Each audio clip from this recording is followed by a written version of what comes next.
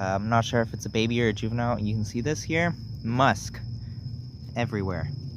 Look at him. This guy is absolutely gorgeous. Oh, so beautiful.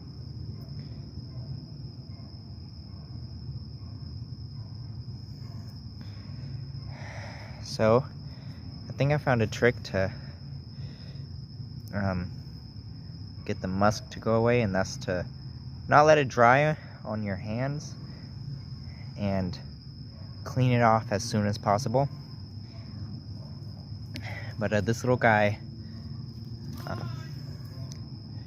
they'll get, more tamed as when they know you're not gonna hurt them. This little guy, absolutely beautiful. Hope you guys enjoyed seeing this little dude. Yeah, catch you on the next video.